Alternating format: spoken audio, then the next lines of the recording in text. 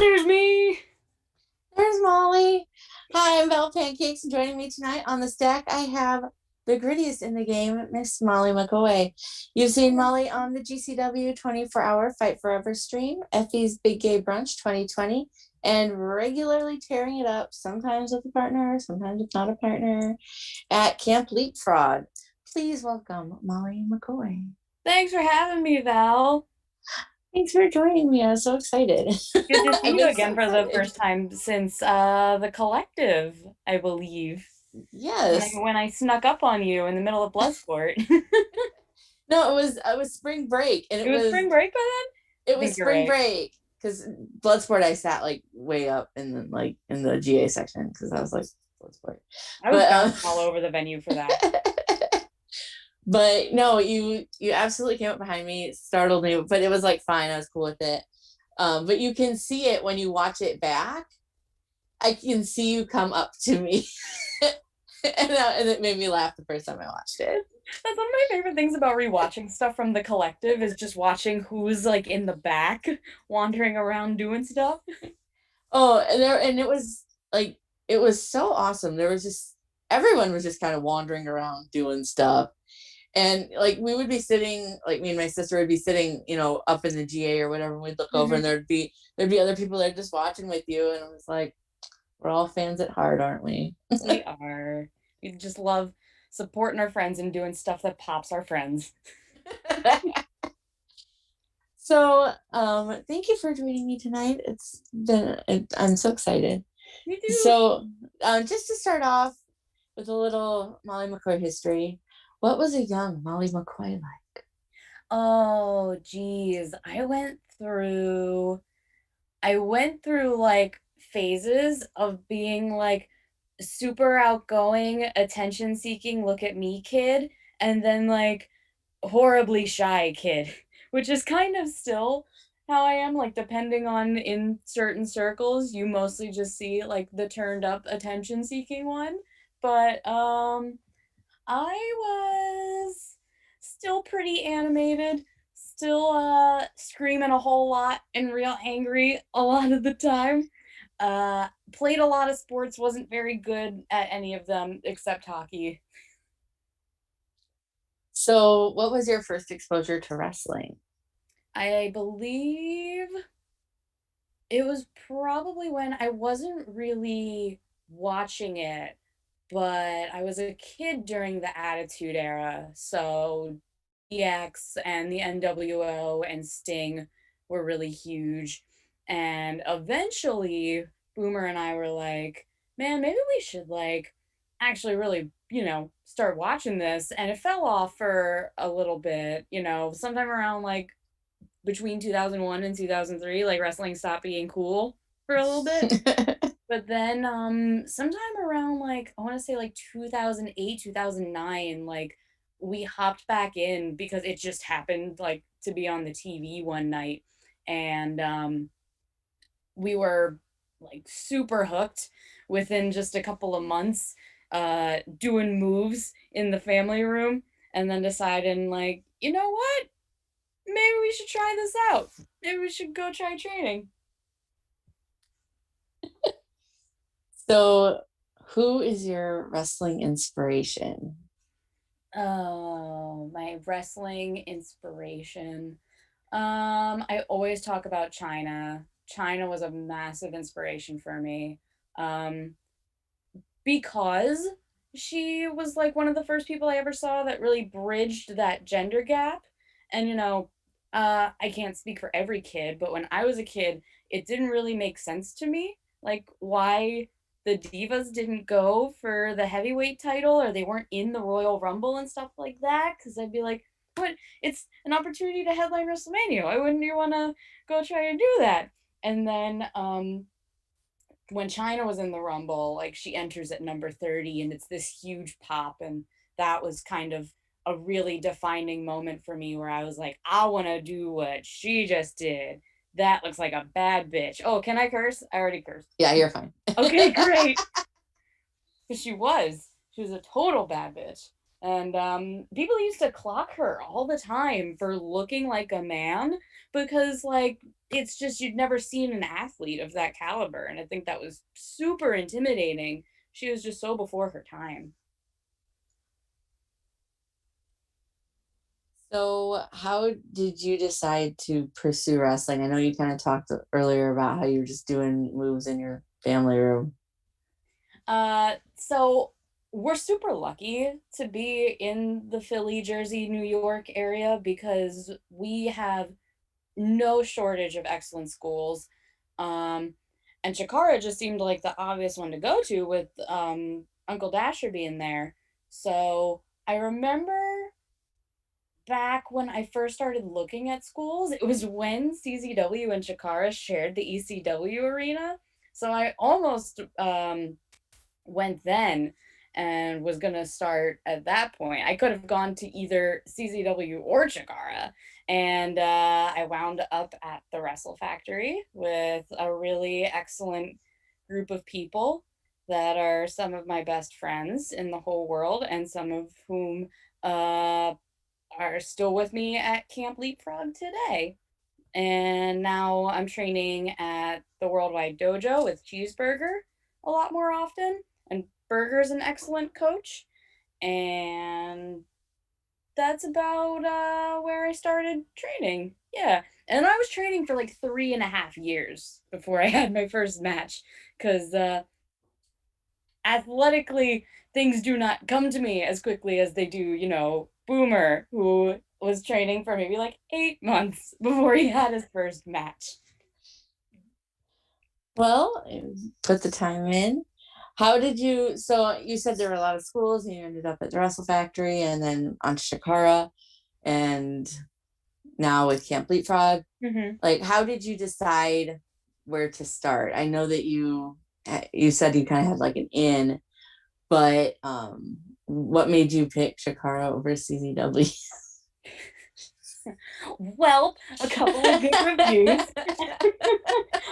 a little bit of research, uh, and it was also Chakara had like tiered courses at the time where it was like you can take classes for like 7 weeks, and if it sticks, it sticks. If it doesn't, it doesn't. You didn't like drop a ton of money to sign up just to decide, oh, it's not for me.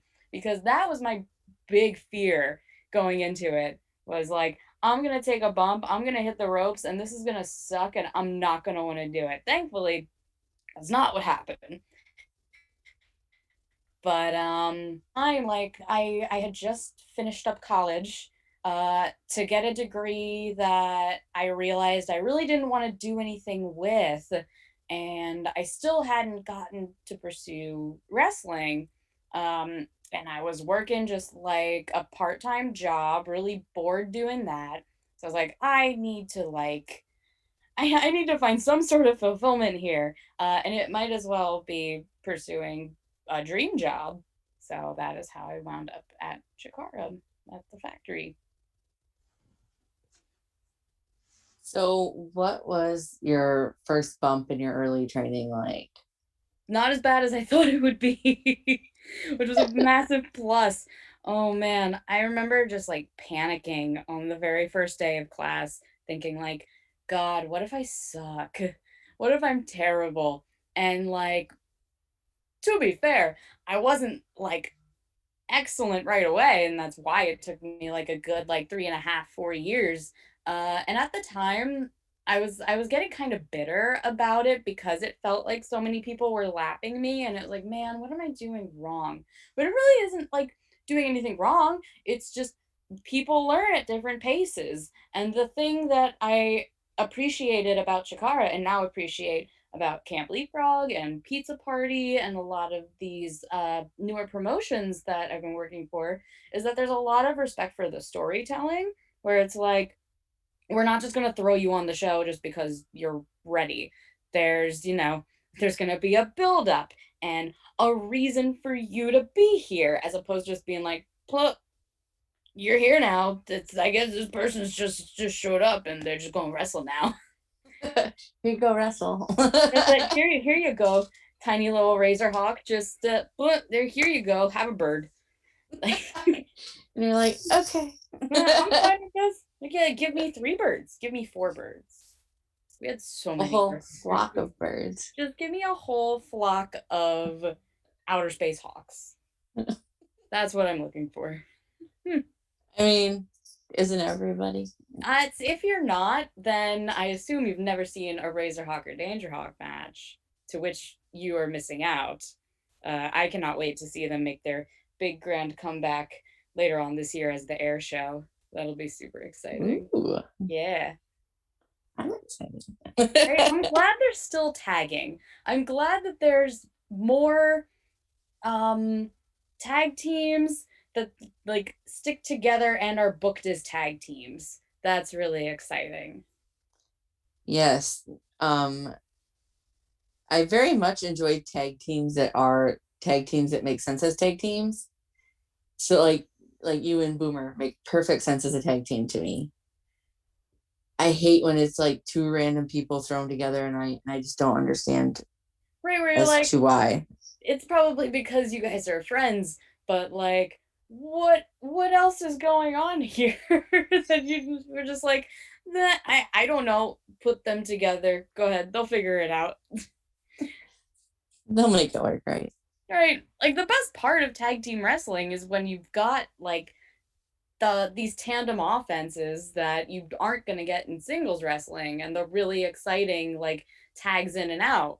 So I there's no reason that, teams that aren't regularly teams can do that, but I think that actual tag teams that work together in that style all the time have just more of a sensibility about it, while like I'm sure a lot of tag wrestlers are not as adept singles wrestlers.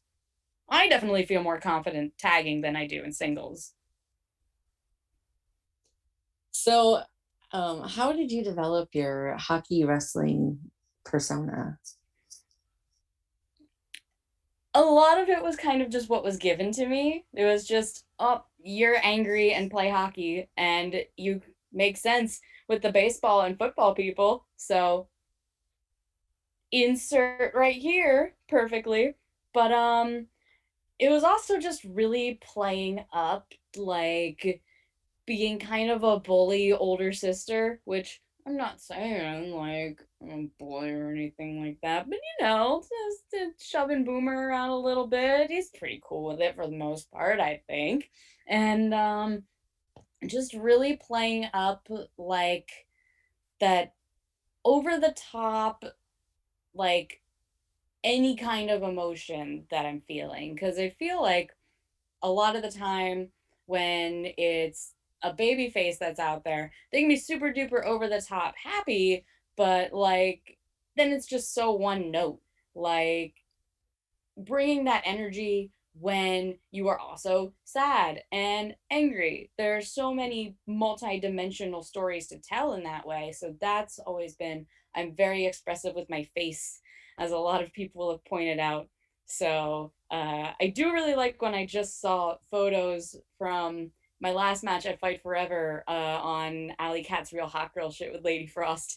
All of my faces just like look like fear, and I don't know why that's the emotion that I picked for that particular match, but I just look like a lot of like cringy faces. So just being real over the top with the emotions has kind of always been my go-to. I mean, I personally would be scared having to face anybody, but I mean, Lady Frost is a little scary, like in She's a a good little way. bit scary. That was also like our 4th time wrestling together, and anytime that she was going for the kicks, there was one time where she accidentally just like got me right in the head right here, but it was because I leaned into it like a genius, and she was like, "I'm throwing this one." So on this one, the whole time I was like, Well, I watched almost all of Fight Forever, and "How? How'd you do that?" It's so much um wrestling. I really like wrestling. Me too. But like, oh man, there was I think I had to be up at like little before 6 a.m. to get there for Cybernetica. So I made it like, I just made it to the end of For the Culture before I was like, I'm so sorry. I gotta fall asleep. I took two 20-minute naps. Good. That's probably more than some people. When I was there, I walked past Jimmy Lloyd, looked like he was just sleeping standing up, which by that point, I wouldn't blame him. Yeah, I heard you guys had it kind of rough in there. So, It wasn't too bad, honestly, because by the time I got there, a fair amount of people had been in and out and been wrestling for a while, so enough body heat seemed to have generated that I was not too freezing. Like they said dress warm and I dressed warm and I was sweating like before I changed into gear. so what are your future plans as far as in your personal life or wrestling or both? And then what makes you like what keeps you motivated and what keeps you going? The major one is get vaccinated. Honestly, I've been trying so hard to get something scheduled, like because I don't feel 100% confident with like travel and stuff like that, even like not very far away travel until then. So I feel like I'm not going to be able to like fully open my books up to all the potential wrestling opportunities until that point. I've also tried to like scale back and not wrestle every single weekend because I don't want to potentially like, someone accidentally got exposed at one show and then they're going to take it to another show. Like that's a big thing that I do like I do not want to have that sitting in my brain because that's the kind of stuff that I wind up thinking about. But I have a few fun things lined up for the end of March. Cassandro Cup is going to be March 28th, and I'm very excited for everybody to see that. And then I'm going to be filming a few more secret things in between then and Polyam Cult Party 3 at the end of April, where I get to wrestle Alley Cat. Super excited about that. And then we'll see from there. I'm trying to just like pick and choose, and a lot of the time like I don't really get to see my wrestling friends like I used to because I'm not at training like I used to be. So I want to get back into a really solid training schedule where I'm going at least once, if not consistently twice a week. um, Brush up on everything, get a little better in some areas, like my technical wrestling. I feel like I used to be a pretty decent tech wrestler, and now Still Life has lapped me several times over. Like, she and I practiced before going into Cybernetico, and anytime Still Life says to me, "Oh, let's chain," it's always, "Let me tie your legs in knots." And normally I'd be able to counter her much easier. I just hadn't been in the ring in so long, so she had me beat pretty quick.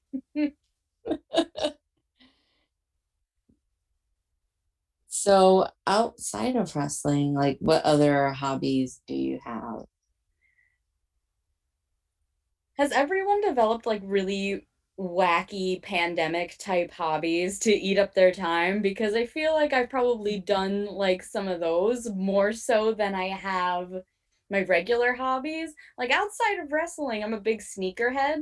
I think a lot of people have realized I love like the most outlandish sneakers I can find and finding them on a budget, but I can't wear them anywhere because I never go anywhere. And plus during winter, I get super scared about, getting my white shoes dirty, even though they're sneakers and they're meant to be worn. So I haven't gotten to do a ton of sneaker shopping as of recently, but I more recently got into a really weird like side of Reddit all about like lost media and like TV and movies that have been lost to time. And I just recently rediscovered like a movie from my childhood that Nickelodeon tried to claim absolutely never existed, but then Reddit was like, no, we're pretty sure this existed. So they got Nickelodeon to play it again. The movie's called Crybaby Lane and it's now available on YouTube. But I think I'm gonna film my reaction to that because it's been a good 20 years since I've seen this movie that was once considered lost. I remember that movie, but I was a big Nickelodeon person. Thank you. Half the So time nobody remembers it. I was a big Nickelodeon person. Like where I lived, like we didn't have, unless you had like a giant like satellite dish, like we didn't get very many channels at all. And so I was lucky we had a giant satellite dish. And I grew up on Nickelodeon. I was all Nickelodeon, Cartoon Network, and Disney Channel, and I loved scary stuff even as a kid. So I was super into Are You Afraid of the Dark on Nickelodeon, and that's why I liked Crybaby Lane because it looked like it was like this spin-off of Are You Afraid of the Dark. And so then it was that Goosebumps on I don't remember if Goosebumps was on Cartoon Network or I think it ABC was on Family. Fox. Is it on Fox? I think it was on like Fox Kids like back in the day. Oh my God, yeah. I used to watch Fox Kids all the time. And then So Weird on Disney Channel. Oh, that was the best. I was so excited when I saw that it was on Disney Plus. Oh, it's on Disney Plus? Oh my Uh-huh. God. Oh my God, I'm gonna watch Crybaby Lane and then I'm gonna binge So Weird. Oh, that's exciting. It was one of the first things I looked for on Disney Plus. It's just like the weird like Disney Channel original movies from your youth. My brother found the movie Don't Look Under the Bed, which was a movie that we had totally forgotten about. It's another one of those things where you look at it and you're like, this was meant for children? The 2000s was a different time. Did you check out Brink at all? Brink, probably my favorite Disney Yes. Channel original movie. Yeah. Oh, that's when everyone started reposting the the screen cap of the guy going, let's play it, brah. When blading was cool. We need to bring that back. Not Yeah, for me. let's I have a can't blade, but big resurgence in rollerblading. pandemic, y'all. Pandemic, better blade. So, you said you were into sneakers. What's your favorite pair? Oh, I have a fun pair that I'm looking right at. I can show you right now. I have Ooh, two fun yeah, pairs. Hang on. yeah, Let's grab the yeah. Show and tell. one little. Uh,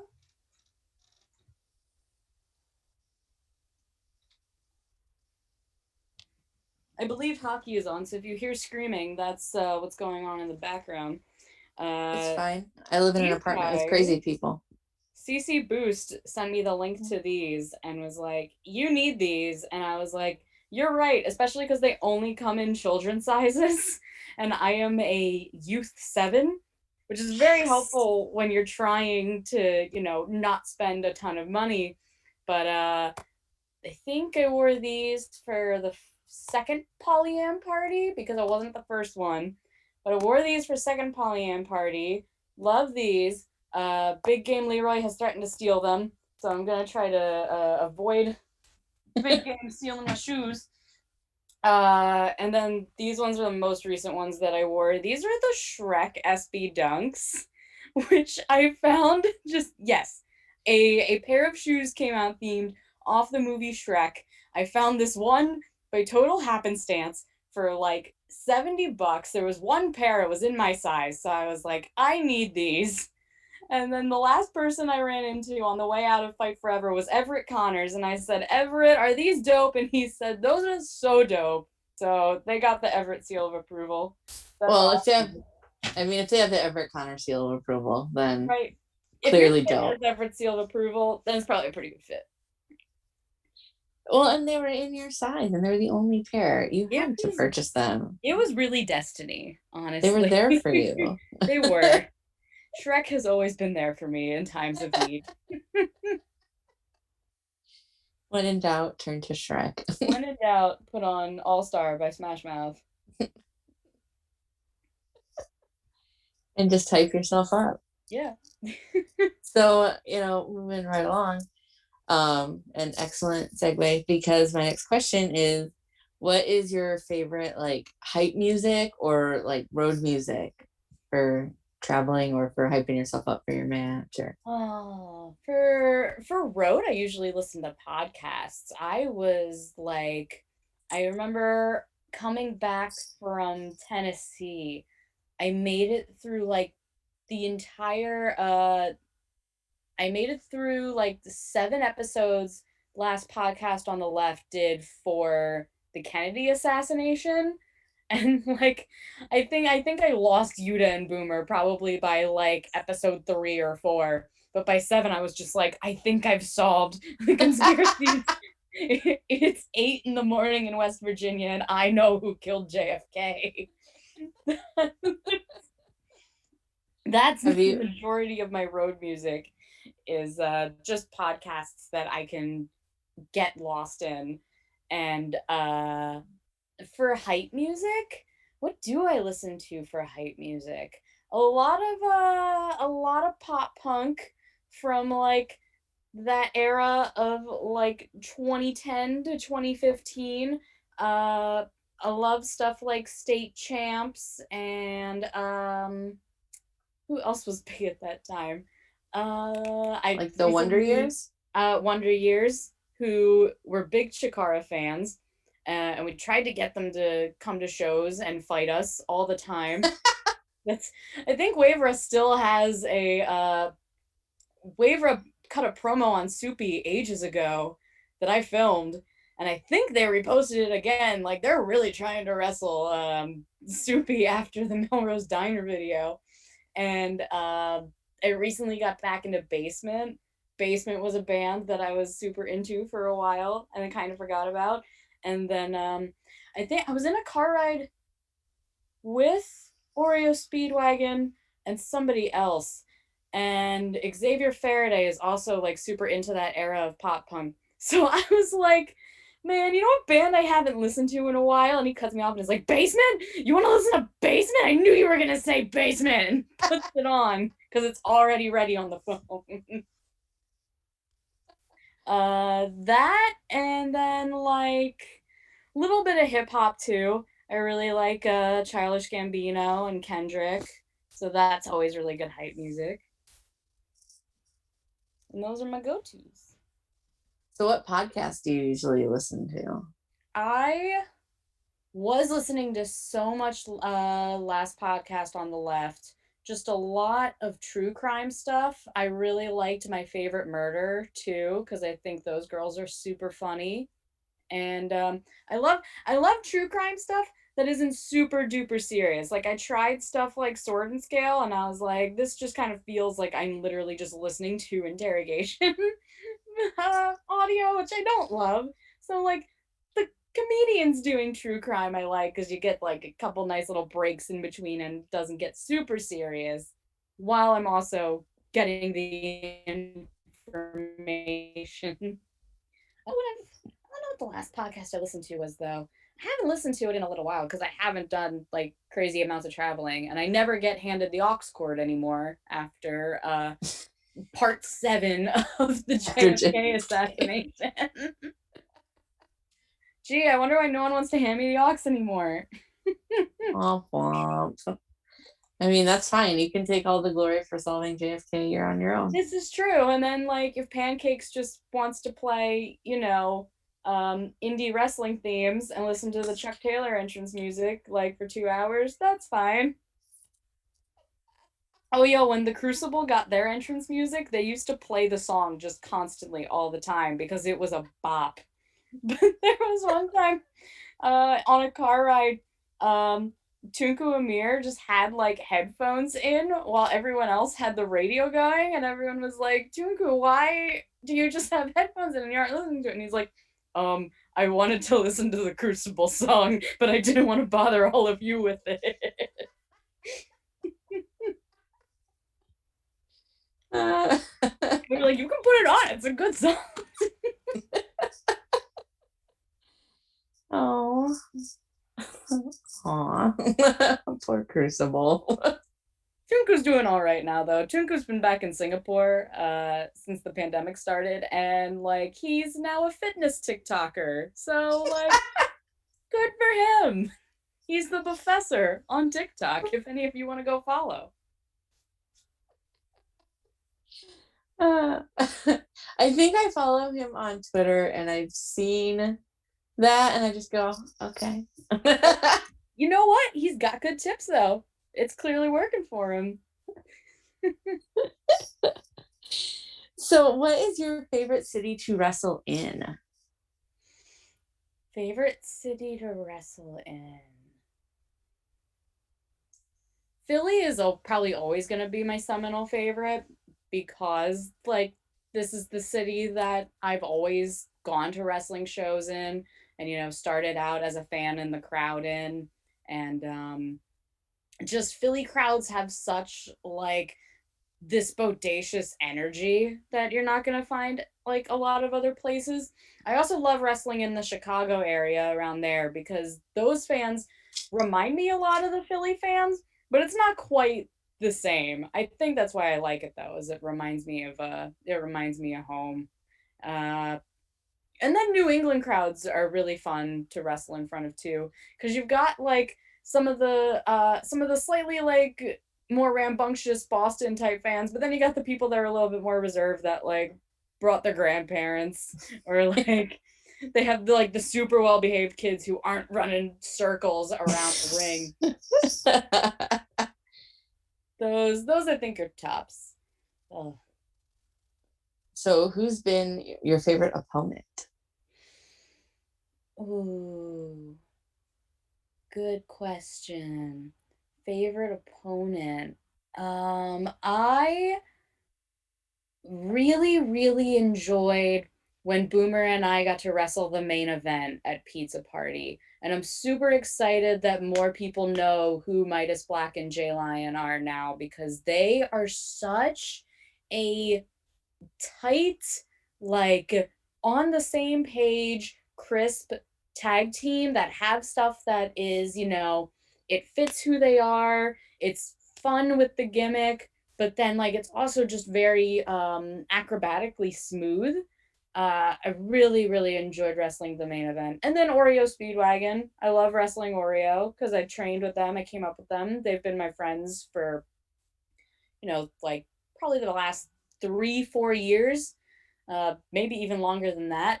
But we've gotten to wrestle once before, fairly early in our careers too, and keep saying like every year we're gonna run that match back. And every year we're gonna get a little bit better because every year we like added on a little something more to what we're doing. Uh, those are probably my favorites, yeah. And for singles, probably Still Life.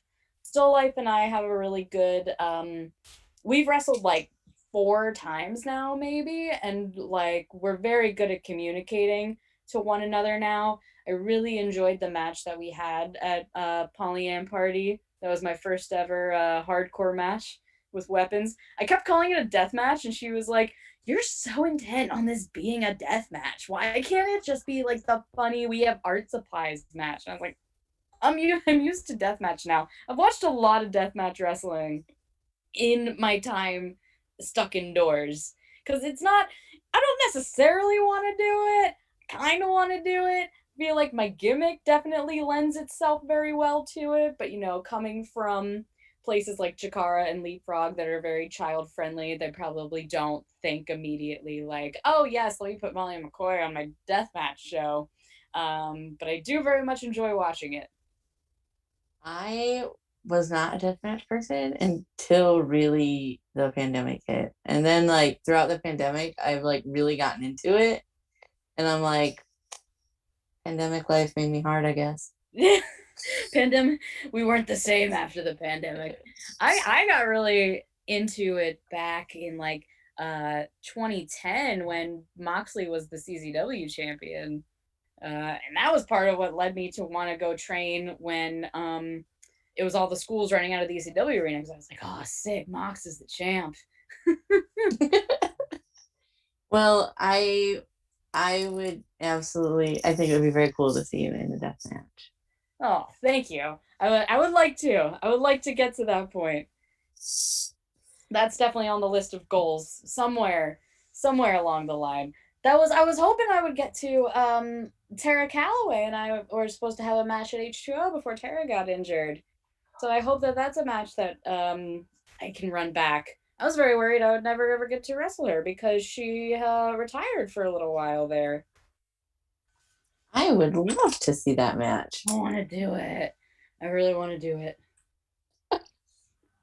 So I know that you normally tag with Boomer, but if you could pick a different tag team partner, just like Oh, kick Boomer to the side, no, like who would you pick? I can't do that. I mean, just not forever, just for like one Not match. forever, just temporarily. I have to pick another tag team partner. Like if Boomer Oh, was sick. Boomer, Boomer was sick, so we had to pull somebody else. Um, oh, who'd be really fun to tag with? I want to tag with somebody big.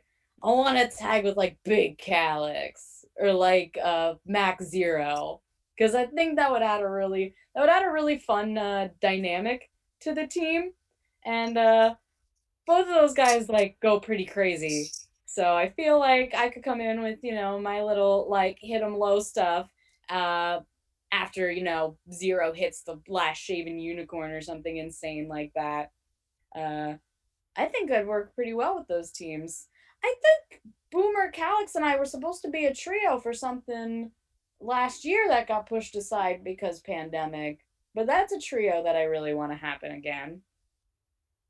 I would love that. I like Max Zero and Big Alex. So Calix and Boomer teamed together, I think, for a Dropkick Depression show, and it was one of like the funniest, not like over the top trying to be funny. They just naturally are very funny together, and the promos for it were really good. If I can find any of those, I will repost for sure. yes. There was a lot of Calix throwing Boomer, as you might be able to imagine. Well, I mean, it lends itself to that. He is a small ball, so So what is your favorite move to take and what is your favorite move to give? oh man. Favorite move to take. I have tried. I've tried so many times to call this in matches to take it. And it's Matt Mikowski throws a really good question mark kick where like his foot also just like stays there. And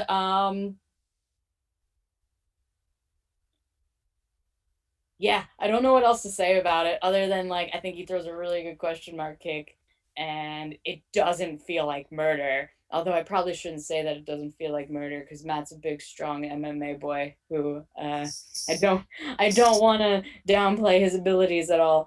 Uh, Getting to wrestle Demoris the little bit that I did before he retired and taking the downfall was always pretty fun because it looks so much more. It looks so athletic and like I can backflip, but like I don't like backflipping.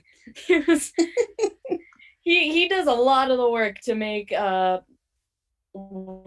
he looks like also makes the other person look like a star, and I appreciate that so much about him and about anybody that's capable of doing that. It's not easy. uh and favorite move to give, one of the coolest moments of my career was I had a fatal four way. It was myself and Boomer, and then Marcus Mathers and Austin Luke, who are both H2O kids, and they are also a tag team. So it was kind of like every man for themselves tornado tag sort of situation. Um, and I can't pick a ton of people up. Just it's mostly a height issue more so than it is a strength issue. But for to break up one of the pins, I got to Uranagi Marcus, and I felt so strong and big, and I wish I could do that with more people.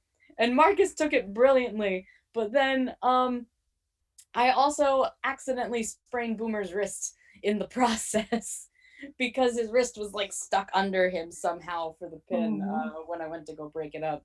And he still blames me for spraining his wrist, even though it technically wasn't my fault.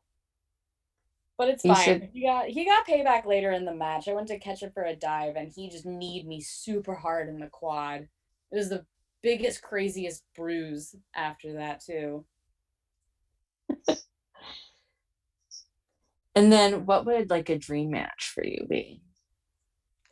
Oh, dream match. A lot.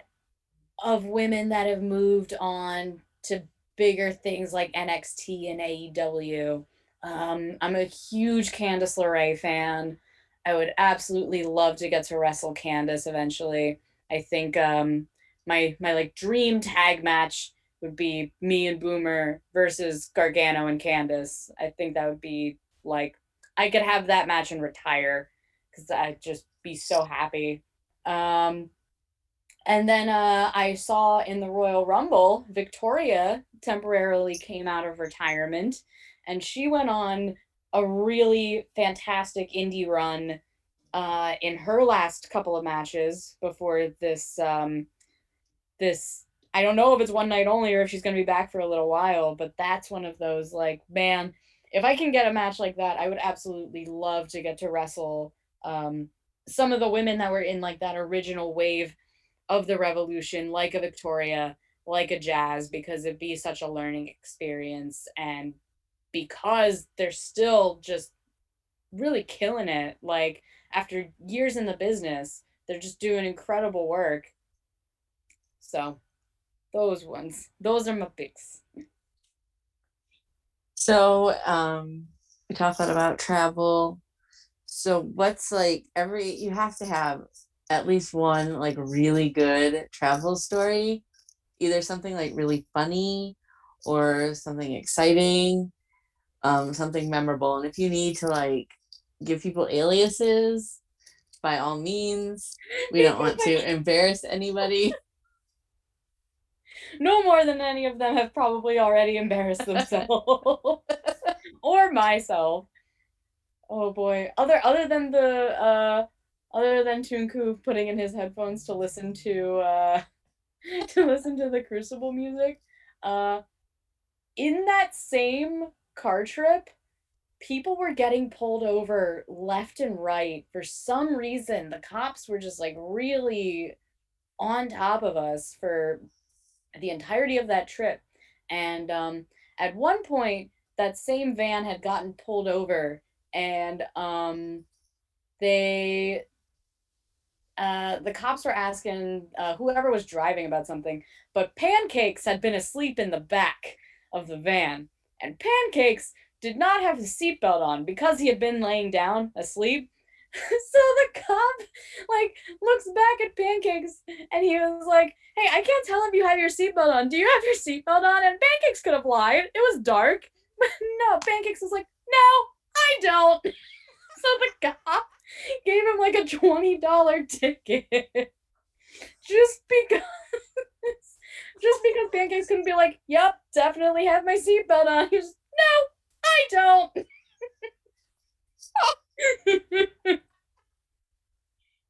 You deserved that one, Pancakes. No offense. I I have never met Pancakes, but I do, as you know, we'll watch Matt Makowski on Twitch, Yes, and good friend. that sounds like Pancakes. It's very typical Pancakes. I understand now why people thought that he was like an inside joke we made up and wasn't actually a real person. Once he had graduated to taking bookings, I was like, "What the hell? He's real?" We thought it was just like the universal name for, funny student, but no. Oh, I have another story about how on the way to the collective, the car for the collective was myself, Still Life, Josh Wavera, and Matt Makowski. And at one point we were maybe like less than an hour away, but there was a ton of traffic on the main highway, and Still Life was driving and she was like, "Should I just like pull off and like take this little detour?" We're like, "Yeah, it's gonna be 10 minutes, do that." um Little did we know, Still Life has an intense fear of like American backwoods like redneck country, and she had to drive through like 10 miles or something of cornfield, and she's so stressed the whole time where she's like, we're gonna die out here, like something's gonna come out of the corn and kill us. And we're like, "You're fine, nothing's gonna happen." At one point, Oh, At one point, we had to pull over because Waver had to pee, and she nearly just sped off without them. Like, because she wasn't gonna hang out in the cornfield anymore. It was also like at that point in time, what this was the October before the election, so there's like Trump signs everywhere, and there's signs like "Make liberals cry again," like stuff like that, and we're like, we need to leave. We can't hang out here that much longer. We are not welcome. Yeah, this is not our time or place. These people do not want to come to our wrestling show. Well, maybe they do. Well, we're not gonna invite them. You know, that was something that I noticed about the collective was it seemed like there weren't a lot of locals there. No, it was a lot of people that like flew in or drove in, and pretty well self-policed for the most part, which I appreciated. I mean, I know there were a few people that were, a few crew members that were like really on top of the keeping your mask on and everything, which was deeply appreciated. But for the most part, yeah, not a ton of the Indiana folks. Which I don't know if that's going to be. I bet you that's going to be the same case with Mania weekend. I will not be down at Mania weekend, but I feel like it'll probably be a lot more people that are flying in and coming to visit than it will be Floridians. Like, I know with in Indiana, my sister and I had taken an Uber and we were talking to some my sister talked to people. She was talking to the Uber guy. And he's like, yeah, I had no idea there was anything going on at all. And I'm like, well, there's a lot of people there Isn't for isn't that something that like that's something that crosses my mind every so often is like going about my regular day, looking around at people and being like, they have no idea that the collective just happened or that Fight Forever just happened or like that I just made the PWI top 500, like things like that. And then it's like, I don't know how to communicate that to these people either. There was one really funny circumstance where I was going about my daily life and I just happened to run into Zia, who is a very prolific photographer in the like Philly area. She used to photograph Jakara all the time, and she just like pops right in front of me, and I was like, "I want to hug you, but don't do it. I just came back from the collective." So I I got to got talk to her a little bit about it, but then I was like right back to whatever I was doing before, back to the world where nobody knows like that this exists and what's been going on. that was like I guess because I'm going down to Tampa for Mania weekend Mm-hmm. because well, why not? But pandemic, but whatever. But it's weird to me, like because I agree with you. I don't think it'll be a lot of like casual fans Yeah. at the collective stuff or the IWTV stuff. I think it'll be more of hardcore fans coming in for it than like I guess I'm here type fans. Maybe I'm wrong. It's it's hard to say because I did Mania back in like 2017 in Orlando, but I didn't really get a good judge of the crowd.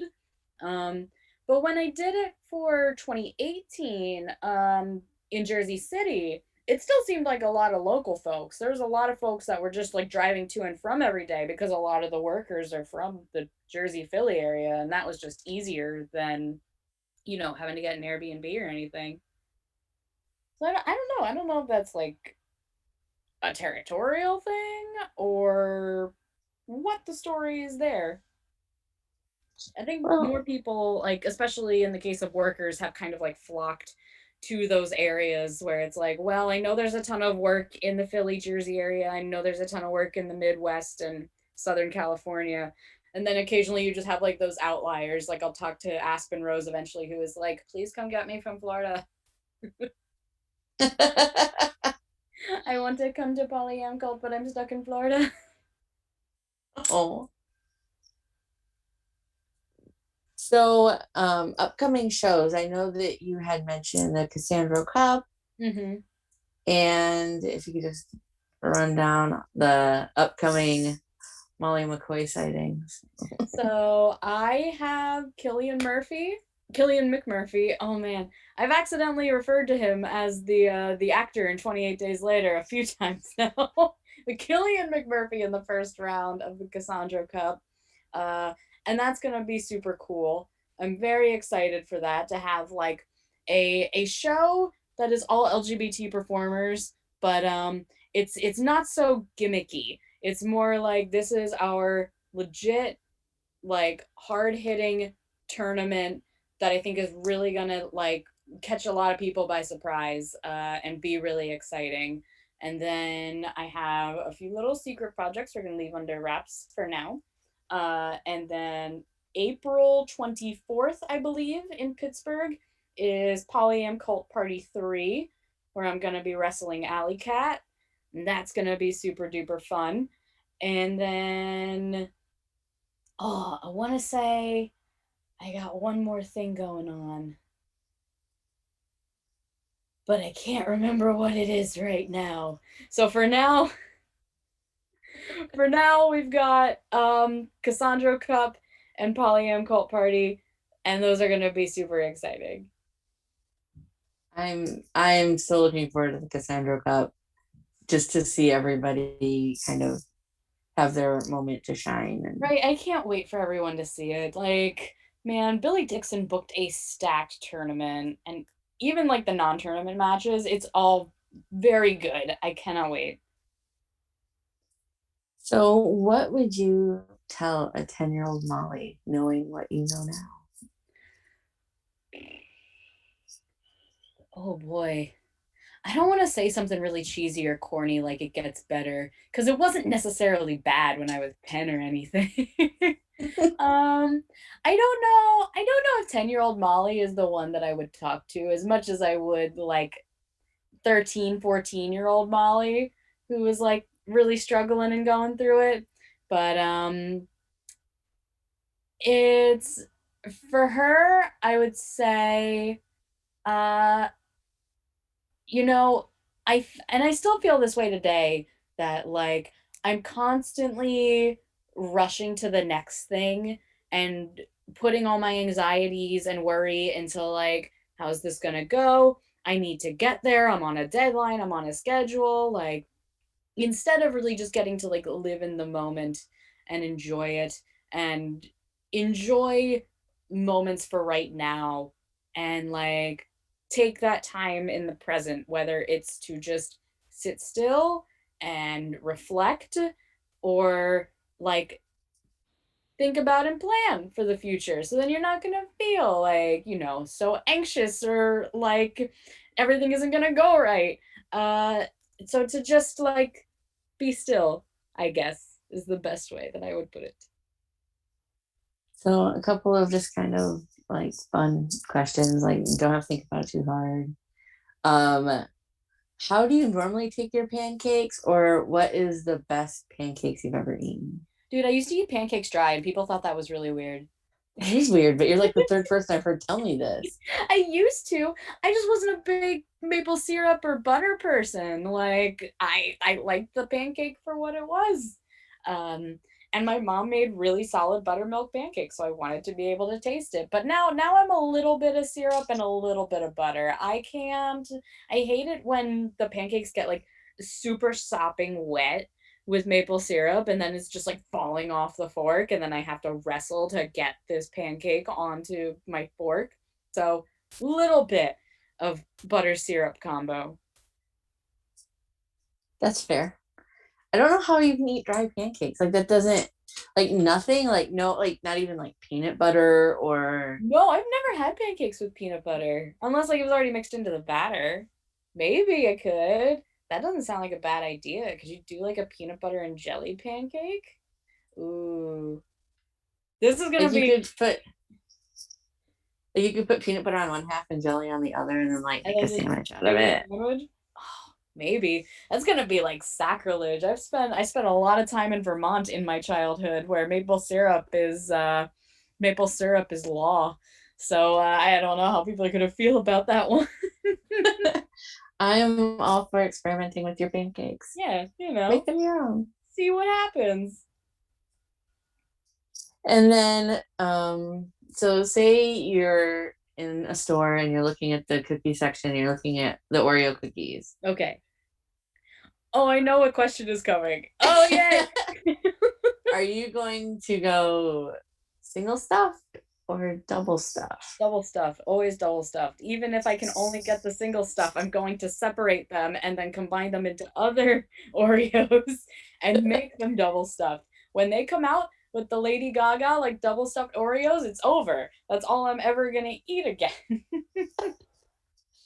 You're just gonna be smashing double stuffed Lady Gaga. Just smashing like pink Oreos. Do you have like any different? Not really, but it's pink. Do you have like a favorite like alternate weird flavor of Oreo? Yes. Oh my God, this was so strange. So, you know how Oreo will just come out with random flavors every once in a while? There was one time where I was grocery shopping with some friends for a vacation, and we were looking at the Oreos, and there were, get this, Oreo cookie blizzard, like from Dairy Queen, Oreo cookie blizzard flavored Oreos. To which I was like, wait, so did you take Oreos, make a blizzard, and then put it back into the Oreo? That's just more Oreos.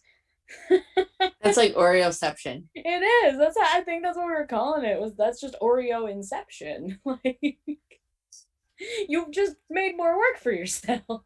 I was like, we already had Oreos, and then you made them smaller Oreos, and then threw them back into the. And now we're back at Oreos. We're back at Oreo again.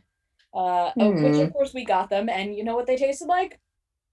I'm gonna say, I'm gonna go out on a limb. Probably Oreos. It was Oreos, yeah. They pretty much tasted like Oreos, like. Oh, yeah, the flavored Oreos. Sometimes I get roped in and I look at them and I go, okay. Yeah, so flavor, fine. Mostly just had to know what was going on with Oreo Inception there.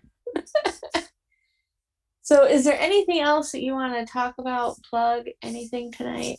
Even though I'm not going to be in Tampa, everybody should watch Big Gay Brunch and For the Culture and Real Hot Girl Shit and all of the shows that are going to feature the performers that we often only get to see featured on shows like that, who should 100% be on main cards as well and get supported, outside of Women's Month and Black History Month and Pride Month. Like, these are the people that are so incredibly talented and you should be seeing everywhere. So please throw those people your support, throw those people your dollars if you can.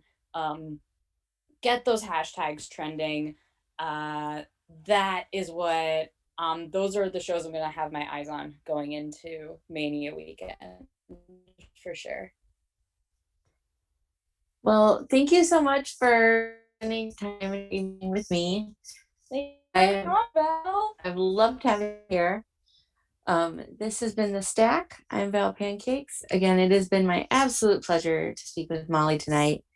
I know you can follow Molly on Twitter at _Molly McCoy_. Yes. Do you have Instagram or anything else? I don't. I never bothered with it. Twitter is enough. Fair. I'm woefully inept at Instagram. It's not my thing.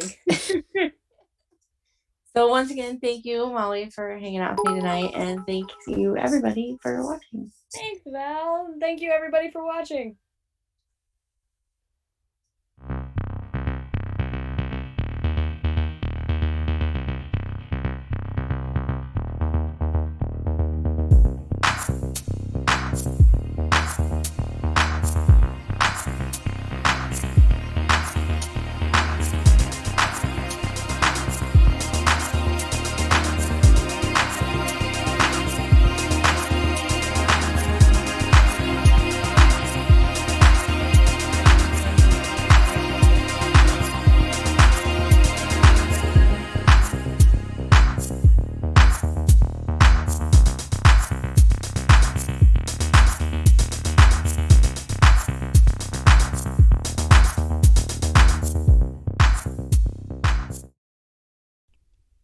Visit iwtv.live today to watch these great action wrestling events, plus numerous other archive shows from Action and other great independent promotions. Use code ACTION for a free 5-day trial. Don't miss out. Don't forget to follow us on Twitter, Facebook, and Instagram at The Bald Monkeys. Watch us live on our new Twitch channel, twitch.tv/The Bald Monkeys.